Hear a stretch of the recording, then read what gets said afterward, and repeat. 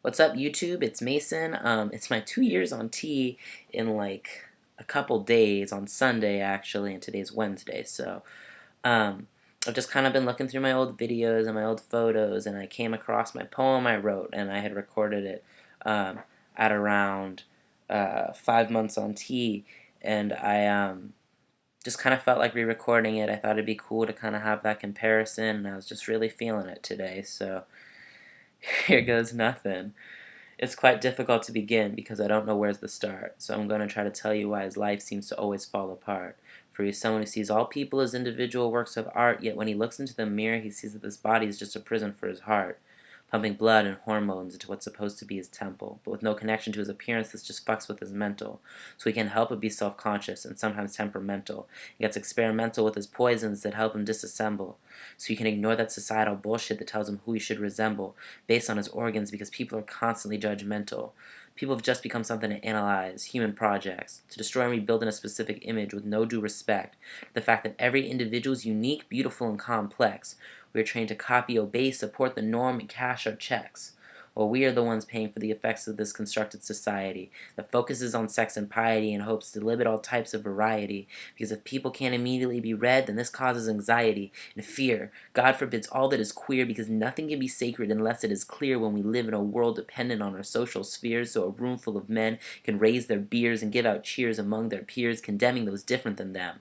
They are born with those genitals, so therefore they are men, and as long as they act as they are taught and refuse to speak an abnormal thought, they can be tucked in that safe file titled normality, freed from the brutality that is the true reality, when in actuality we all have many levels of dimensionality. But if you actually show it, you're told you're filled with irrationality.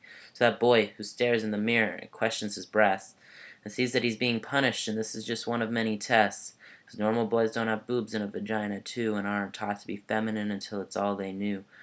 Wears dresses while he guesses this is how his life must be, stuck in a girl's body, forced into uniformity, because conformity feels much better than thinking one has a deformity. So he wore what his mother told him to wear, and would paint on his makeup and put bows in his hair. So when he saw his reflection, he saw a girl there. And although who he saw is not who he felt, he accepted that this was the body that he was dealt. So he wanted to try liking being pretty and being a girl, and to live up to the expectations placed on him by this world. But this corset of compliance tightened as time went on, until his ribs were cracked and a breath couldn't be drawn. Branded by his genitals, his life would crumble if he didn't maintain his appearance, which is why every fucking day he tried to turn to perseverance. But most days he couldn't believe the lie he was trying to sell himself.